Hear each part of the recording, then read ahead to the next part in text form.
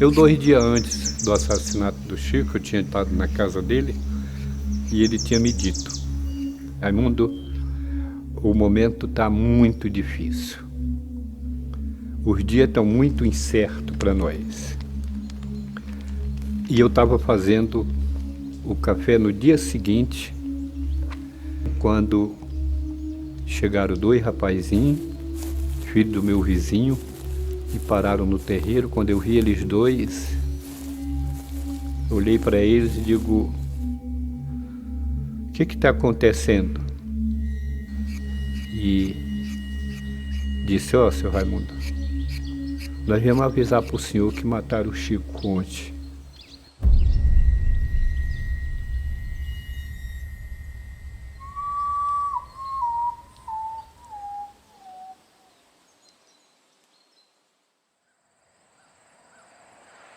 Foram falados de homens, de mulheres, de jovens, né? Porque falam muito de jovens.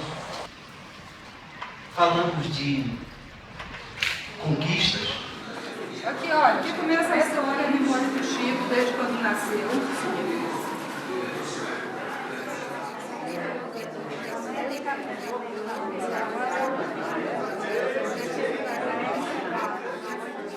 Para mim foi muito forte tudo o que aconteceu. E as lições que o meu pai me deixou, elas foram entrando na minha vida aos poucos. Então, só depois que ele foi assassinado que, de fato, eu vim saber do pai que eu tinha, né? E do quão importante ele estava sendo. E fiquei mais chocada quando a imprensa brasileira demorou quase 2 dias para dar.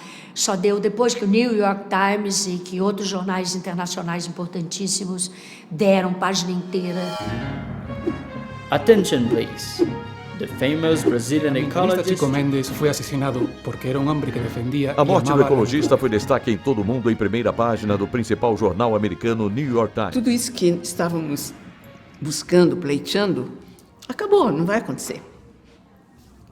Mas a verdade é que a repercussão internacional do assassinato, porque o Chico viajou, né, foi premiado nos Estados Unidos, na Europa, fizemos uma articulação internacional de apoio a ele muito grande, e essas pessoas, esses parceiros, comunicaram, e a ideia chamava muita atenção, o mundo estava começando a discutir a questão ambiental.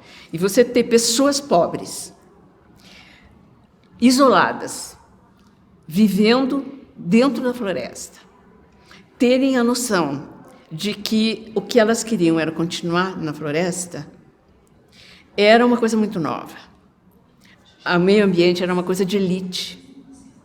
E as pessoas achavam que os pobres eram os que degradavam o meio ambiente naquela época. E o Chico começou a pensar 2 questões. Uma delas era, primeiro, o seringueiro era analfabeto. E tinha uma coisa que o fazendeiro usava muito naquela época, era pressionar o seringueiro quando ele queria desmatar uma determinada área de floresta. Ele chamava um escrivão de polícia, um escrivão do cartório, pegava os jagunços deles, chamava os seringueiros na sede da fazenda, trancava dentro de uma sala e, através da pressão do jagunço e mais da pressão do oficial de justiça, o seringueiro era obrigado a assinar uma folha de papel em branco com o dedo.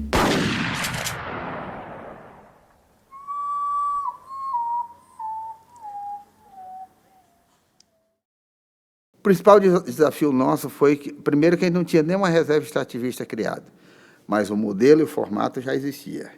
E, nos primeiros meses dos anos 90, nós conseguimos criar as primeiras, foram as 4 reservas, que foi, talvez, naquele momento, para nós, a gente considerava a maior vitória da nossa história.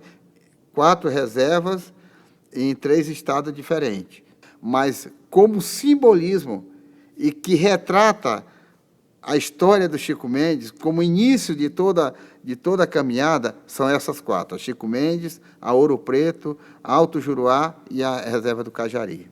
Há 30 anos atrás, a nossa luta era a luta pela sobrevivência. E na luta pela sobrevivência, ele não excluía ninguém.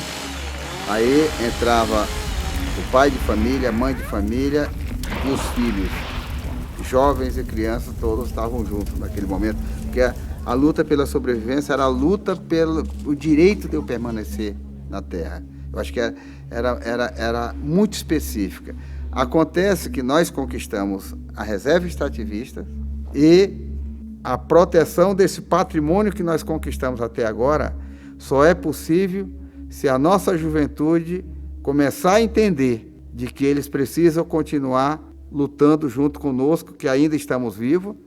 Devemos claramente reconhecer, jamais devemos perder a memória de Chico Mendes, né, que atualmente, se hoje eu estou aqui, é porque a minha comunidade fica dentro de uma reserva, é porque essa luta que ele teve para melhorias de uma determinada região ou de várias regiões do Brasil inteiro, por exemplo, foi porque ele teve um pensamento de que ele não queria só algo para ele, porque que ele queria também algo que beneficiasse a todos, a toda a população brasileira.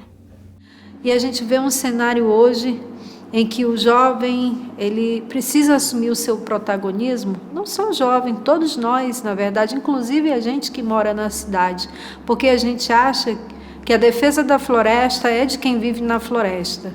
A gente talvez ainda não conseguiu acordar para o fato de que quem vive nas cidades também depende, né, da floresta, de todos os serviços que a floresta tem. E o Chico e os companheiros dele viam isso há mais de 30 anos atrás. O trabalho do Chico está vivo. Esses meninos que estão aqui ouvindo espero que se sensibilizem para isso, para perceber que eles vão pegar o bastão agora e vão ser corresponsáveis pela continuidade desse legado, entendeu? Mas eu acho que isso vai acontecer espontaneamente, naturalmente, porque cada vez mais também a gente está vendo surgir lideranças e juventude, gente cheia de amor pela vida e querendo assumir um papel. Eu desejo e quero que os jovens, não só da floresta, mas também os jovens da cidade, olhem para os jovens da floresta e dê apoio a eles para que eles continuem defendendo esse direito que nós conquistamos e mais direitos ainda que precisa conquistar. Se o legado de Chico Mendes hoje é termos inúmeras unidades de conservação construídas, o legado da juventude hoje é saber como que a gente vai apoiar para que novas unidades sejam construídas e para que as pessoas que vivem nessas unidades tenham acesso a políticas públicas, tenham acesso a programas de saneamento básico, tenham acesso à educação escolar. Eu acho que a gente precisa ser mais articulado, se organizar mais, formar novos grupos. Não adianta ter só um grupo em um estado e em outro. A gente precisa ter vários grupos, cada grupo de cada região trabalhar na sua região. Se hoje nós estamos nos territórios de uso coletivo, é porque houve uma luta muito grande e incessante dessas lideranças. Então que a gente pegue isso como uma responsabilidade nossa, motivado a lutar, conhecendo sempre nossa história, nossa memória, nosso legado no futuro.